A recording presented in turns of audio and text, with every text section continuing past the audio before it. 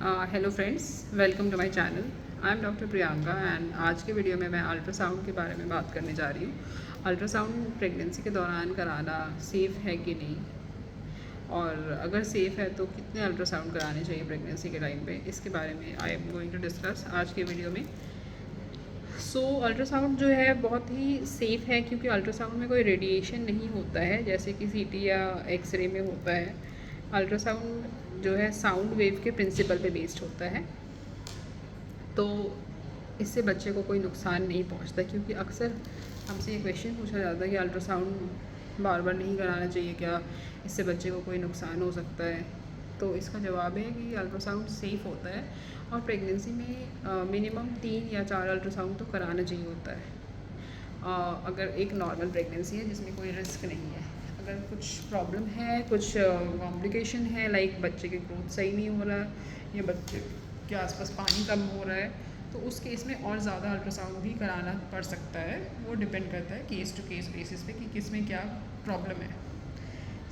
अगर सबसे पहले अल्ट्रासाउंड की बात करें कि कौन सा अल्ट्रासाउंड या सबसे पहले कब कराना चाहिए, तो ऑलमोस्ट 1.5 महीने बाद, पीरियड आने के 1.5 महीने बाद पहला अल्ट्रासाउंड करते हैं, जिसमें हम देखते हैं कि प्रेगनेंसी है कि नहीं, और अगर है तो ये बच्चेदानी के अंदर है या ट्यूब में है, और बच्चे की धड़कन आई है कि नहीं आई है। ये 3 चीज़ें देखते हैं हम पहले सोनोग्राफी पे।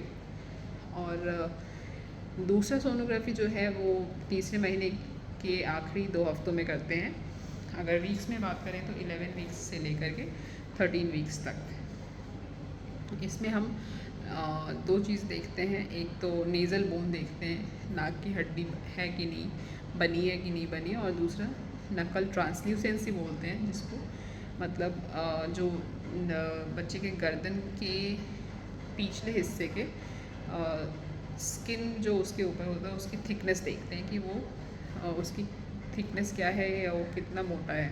अगर उसमें कट ऑफ लेकर के चलते हैं 3 मिलीमीटर्स का, अगर 3 मिलीमीटर से ज़्यादा है इसका मतलब, या फिर नेज़ल बोन नहीं बना है, तो डाउन सिंड्रोम नाम की जो एक बीमारी है वो उसका रिस्क काफ़ी बढ़ जाता है।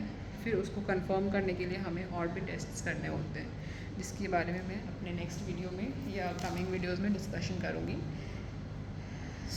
ये दूसरा अल्ट्रासाउंड है। और तीसरा हम 5वें महीने पे करते हैं। 5वें महीने के अल्ट्रासाउंड में बच्चे का बनावट देखते हैं, और बच्चे के अंदर कुछ प्रॉब्लम है कि नहीं है। अगर कुछ प्रॉब्लम है तो हमें प्रेगनेंसी टर्मिनेट करने की ज़रूरत पड़ सकती है, अगर कोई मेजर प्रॉब्लम है।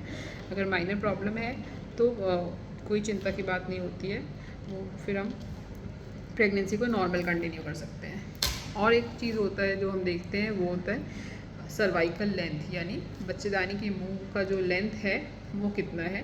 वो आजकल जो लेटेस्ट गाइडलाइंस हैं उसके अकॉर्डिंग सारे प्रेग्नेंट लेडीज़ का 2nd ट्राइमेस्टर में, यानी कि 5th मंथ में एक बार सर्वाइकल लेंथ का चेक होना बहुत इंपॉर्टेंट होता है। बिकॉज बाद में अगर किसी लेडी को प्रीमेच्योर पेन होता है, यानी प्रीमेच्योर डिलीवरी का चांस होता है, तो उस केस में हम वापस से देखते हैं, बट हमारे पास एक कंपैरिजन के लिए एक पैरामीटर होता है कि पहले सर्वाइकल लेंथ कितना था और अब उसमें क्या चेंजेस आए हैं। 2nd मंथ का अल्ट्रासाउंड, 5th मंथ का अल्ट्रासाउंड इस पॉइंट ऑफ व्यू से बहुत इम्पॉर्टेंट है। एक तो बच्चे के अंदर की सारी बनावट देखते हैं, और दूसरा सर्वाइकल लेंथ का मॉनिटरिंग करते हैं। फिर उसके बाद अगर कोई प्रॉब्लम है, कई बार 5th मंथ के सोनोग्राफी में प्लेसेंटा का लोकेशन भी देखते हैं कि प्लेसेंटा ऊपर है या नीचे है। अगर प्लेसेंटा निचले हिस्से में है तो वापस से एक सोनोग्राफी हमें 8th मंथ में करना होता है, जिससे कि हमें पता चलता है कि प्लेसेंटा वापस ऊपर गया या फिर अपने निचले हिस्से में ही है। अगर प्लेसेंटा निचले हिस्से में है तो ये एक रिस्क वाली कंडीशन है। ऐसे प्रेगनेंसी को हम हाई रिस्क प्रेगनेंसी बोलते हैं, उच्च जोखिम वाली प्रेगनेंसी बोलते हैं। और इस केस में हमें वापस से एक सोनोग्राफी 9वें महीने पे करके देखना होता है। अगर फिर भी प्लेसेंटा नीचे है, प्लेसेंटा यानी अवल नाल नीचे है, तो ऑपरेशन का चांस बढ़ जाता है। अगर नीचे है या फिर बच्चेदानी के मुंह पर आ रहा है तो बिल्कुल ऑपरेशन से ही डिलीवरी होती है, उसमें नॉर्मल डिलीवरी का कोई चांस नहीं होता है। सो ये हो गए 3 अल्ट्रासाउंड मैंने बताया। अगर कुछ प्रॉब्लम है लेवल 2 में या 5वें महीने की सोनोग्राफी में, तो रिपीट सोनोग्राफी हम 8वें महीने पे करते हैं। और अगर सब कुछ ठीक है तो हमें और सोनोग्राफी कराने की ज़रूरत नहीं पड़ती है। बट अगर कुछ प्रॉब्लम लग रहा है जो कि डॉक्टर खुद डिसाइड करते हैं, ट्रीटिंग डॉक्टर को पता होता है बच्चे के ग्रोथ पे कुछ प्रॉब्लम है, या फिर पानी कम बन रहा है, या फिर बच्चे के मूवमेंट्स नहीं हो रहे हैं, या फिर बच्चा उल्टा है। उल्टा से मेरा मतलब है बच्चे का सर नीचे नहीं है, बच्चे का सर ऊपर है।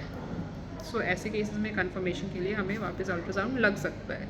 तो आप लोग बहुत फीमेल्स की ये कंसर्न होती है कि अल्ट्रासाउंड से बच्चे को नुकसान पहुंचता है। तो ऐसा नहीं है, बच्चे को नुकसान नहीं पहुंचता है।